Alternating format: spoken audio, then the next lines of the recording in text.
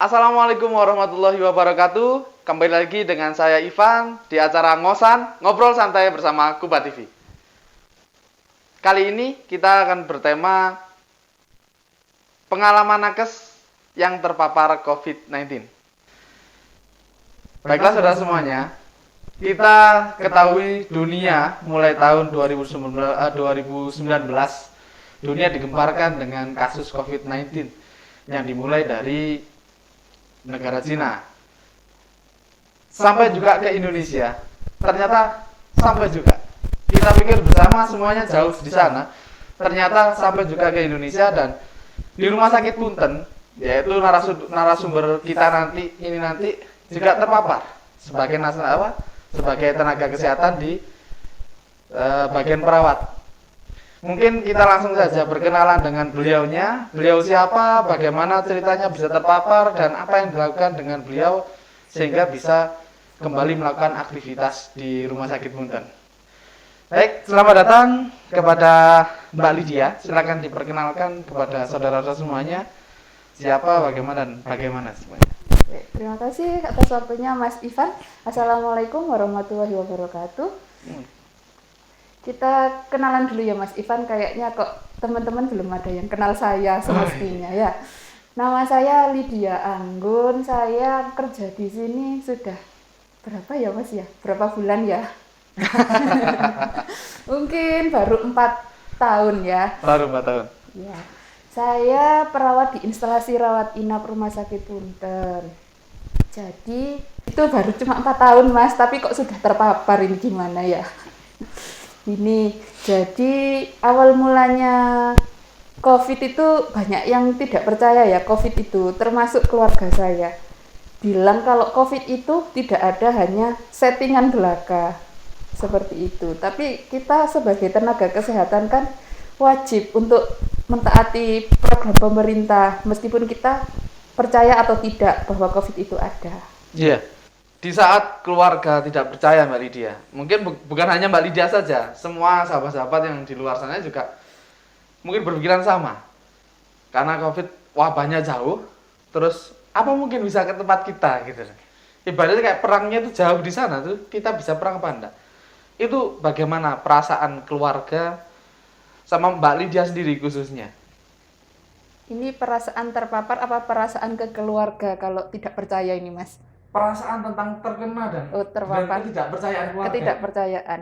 Jadi awal mula karena saya nakes ya, jadi saya mencoba untuk membuat keluarga saya ini percaya dan taat sama prokes bahwa COVID itu memang ada, tidak dibuat-buat, dan tidak ada untungnya untuk nakes itu membuat-buat COVID itu ada, seperti itu.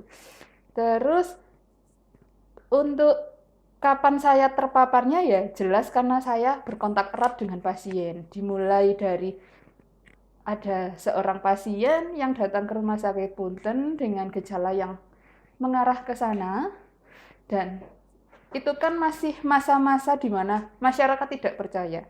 Dan untuk mengedukasi bahwa pasien ini mengarah ke COVID-19 itu tuh dilema sekali Mas, dimana nanti kita yang dibilang membuat-buat, kita dibuat dilema dengan cara kita mengedukasi pasien bagaimana cara nanti merujuk, bagaimana nanti kalau misalkan dia meninggal dalam keadaan positif harus dengan prokes kesehatan, seperti itu. Berarti itu Pertempuran awal yang ada di Rumah Sakit Punten.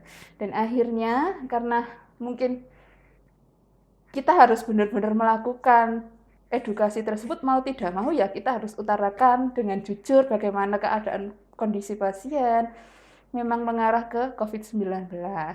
Tapi karena kita memang belum ada bukti PCR, karena keterbatasan rumah sakit kita ya Mas ya, belum ada bukti PCR, jadi kita KIE-nya ini juga agak sulit gitu loh.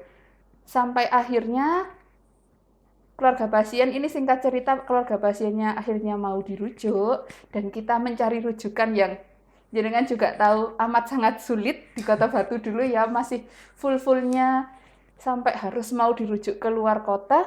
Akhirnya tidak sampai dirujuk, pasien meninggal di sini.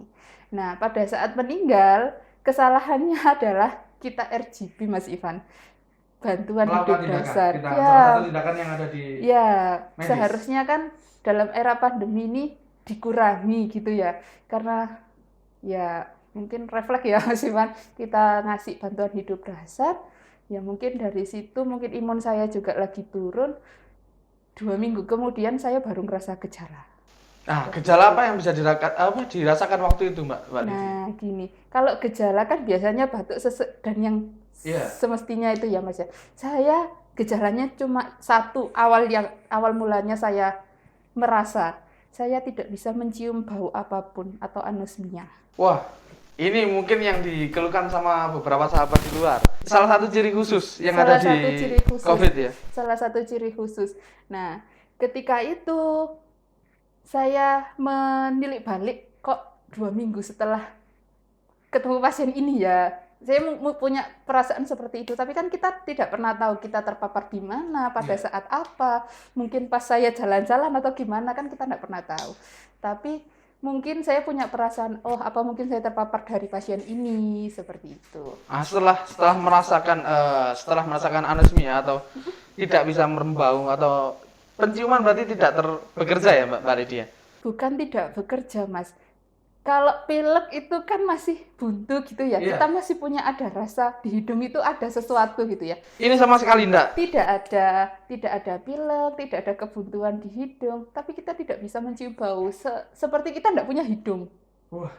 Ya gitu. Seperti kita tidak punya hidung rasanya. Mungkin enggak bisa memuaskan atau baunya soto yang enak ini ya. Nah, itu salah satu gejala kedua. Mungkin begitu, waktu makan. Gejala kedua itu 3 hari setelah saya anosmia, saya tidak bisa merasakan rasa. Wow. Seperti itu. Ya, Aduh, gitu. rasanya soto enak itu saya tidak tahu Mas. Jadi hanya sekedar kenyang. Gitu. Nah, terus yang dilakukan sama Mbak Lydia ini, pada saat itu bahwasanya mengetahui ada gejala terpapar COVID. Yang dilakukan sama Mbak Lydia bagaimana? Waktu anosmia itu saya masih belum tahu ya Mas, belum tahu saya positif atau negatif PCR. Itu hanya gejolak batin saya ini positif atau enggak gitu ya. Akhirnya saya minta izin ke Bu Karu saya ya, bilang, Bu saya kayaknya perlu karantina ini, saya anosmia, seperti itu. Terus dari Bu Karunya ngizinin ke direktur sini ya, akhirnya diizini 2 minggu untuk istirahat. Nah, karena saya penasaran kan ya, saya enggak tahu saya positif negatif, tapi saya karantina gitu kan, jadi gimana? Akhirnya saya kontaklah salah satu teman saya yang ada di puskesmas. Kontak, saya cerita kalau saya sudah anosmia, 2 minggu lalu kontak erat dengan pasien PDP, akhirnya disuruhlah ke puskesmas untuk menjalani swab, kayak gitu. Jadi Setelah swab, hasilnya setelah swab 3 hari berikutnya hasilnya keluar dan positif. Oh, iya. Wah, itu rasanya itu kayak diputus pacar Mas rasanya. Tanggapan keluarga Mbak Lydia, kan tadi keluarga masih tidak percaya dengan COVID, kemudian Mbak Lydia ternyata merasakan ini gejala orang terpapar COVID, sampai akhirnya benar-benar dikonfirmasi dengan hasil PCR positif. Waktu saya merasa anosmia, saya kan sudah langsung keep dari keluarga. Maksudnya jangan sampai saya berkontak erat dengan keluarga, karena saya tahu resikonya sangat-sangatlah besar. Apalagi ibu saya kan ada komorbid, ya. Kemudian saya bilang ke ibu saya mau isolasi, jadi jangan sampai dekat dengan saya, jarak minimal 2 meter, seperti itu. Semua peralatan makan saya taruh di kamar, sampai saya tutup semua jendela. Jadi saya keluar kalau orang tua saya, keluarga saya keluar rumah dulu, rumah. Akhirnya itu, terus saya positif, ibu saya tak kasih tahu lewat video call, satu rumah video call Mas ya. Bu, saya positif ya, itu sambil berurai air mata ya, kayak diputus pacar gitu. Bu, saya akhirnya positif, saya harus isolasi. Kalau saya isolasi di rumah sepertinya tidak mungkin karena ada anak kecil, ada orang tua yang berkomorbid. Akhirnya saya mintalah dikirim ke shelter, seperti itu. Akhirnya di shelter? Di shelter selama 2 minggu. Itu dari keluarga nakes. Mungkin keluarga sahabat yang lain juga mungkin merasakan, karena mungkin bukan hanya salah satu saja, mungkin Mbak Lydia hanya salah satu yang terpapar waktu itu. Sampai sekarang juga masih ada. Kita semua berdoa semoga wabah ini cepat berlalu ya, kita bisa beraktivitas kembali. Kemudian Mbak Lydia, setelah melakukan karantina selama beberapa hari, 2 minggu nih, 2 minggu itu bisa beraktivitas kembali itu setelah bagaimana? Setelah dicek kembali PCR-nya atau ada tes-tes lagi dari dinas-dinas terkait? Ada tes lagi dari dinas terkait. Jadi waktu saya dikirim ke shelter, kebetulan nakesnya enggak cuma saya Mas ya dari sini ya. Lebih banyak ya? Ya, ceritanya ada salah satu teman saya yang juga terpapar dan masuk shelter juga.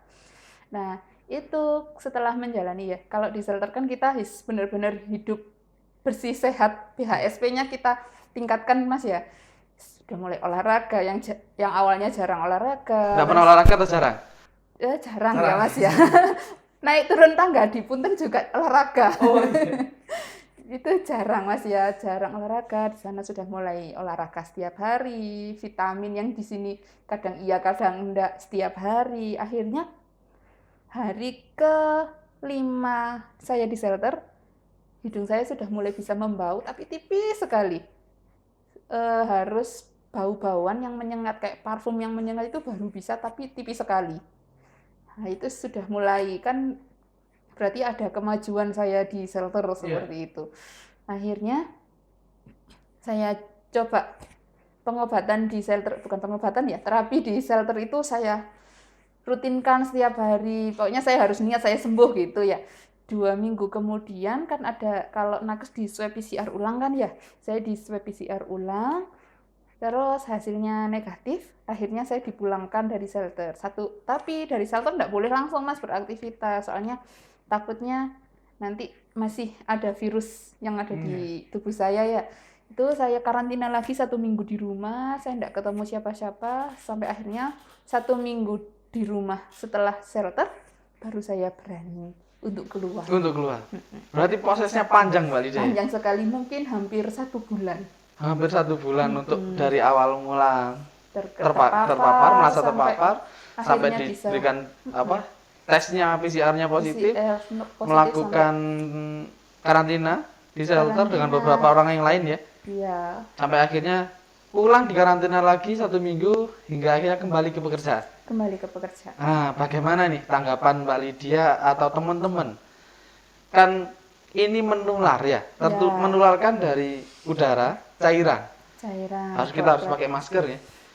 Kemudian bagaimana tanggapan teman-teman yang ada di tempat kerja sampai saat ini bisa kembali beraktivitas kembali tentunya? Ini perasaan pribadi ya Mas ya, bukan perasaan pribadi. Perasaan pribadinya pertamanya itu saya takut, waduh ini nanti kira-kira teman-teman menjauhi apa enggak ya. Karena tidak menutup kemungkinan banyak tenaga kesehatan yang kurang paham apa itu COVID, gimana cara penurunannya, kemungkinan awal-awal itu kurang paham. Akhirnya ya masuk dengan kehati-hatian. Aduh rasanya canggung Mas, kayak baru ketemu orang baru. Ya, kayak gitu. Kayak pertama kali masuk sekolah. Pertama kali masuk sekolah dan pindahan. Oh, pindah. Jadi terbayang bagaimana kalau saya bilang ketakutan ya. Ketakutan masyarakat, ketakutan kita sebagai nakes dari Mbak Lydia dan teman-teman. Saling menjaga diri sendiri dan jangan sampai menularkan dan juga jangan sampai tertular. Itu yang mungkin harus kita jaga bersama-sama gitu Mbak Lydia. Mungkin gini Mbak Lydia, pesan dan kesan untuk para sahabat Kuba TV yang menyaksikan harus bagaimana? Kalau dari saya sendiri Mas ya, untuk prokes memang harus dijalankan. Fix no debat, tidak ada debat lagi, harus dijalankan. Nggak ada acara nggak pakai masker gitu. Kita harus pakai masker. Harus pakai masker. Terus kita harus olahraga, makan bergizi. Kemarin sudah dibahas ya sama ahli gizi kita, di era pandemi harus gizinya seimbang. Terus ya itu menjalankan BHSP dengan baik dan benar. Yang paling utama dan terutama adalah cuci tangan. Sudah itu aja. Terima kasih untuk Mbak Lydia sudah bisa mampir di Kuba TV. Semoga di lain waktu kita bisa bertemu lagi Mbak Lydia dengan bahasan-bahasan yang lain. Siap, masih. Tetap jaga kesehatan Mbak Lydia, tetap sehat, selamat bekerja di Rumah Sakit Punten. Dan untuk para sahabat jangan lupa subscribe, share, dan komen di kolom komentar bawah. Saya Ivan Almi dan juga Mbak Lydia mohon undur diri. Terima kasih. Wassalamualaikum warahmatullahi wabarakatuh.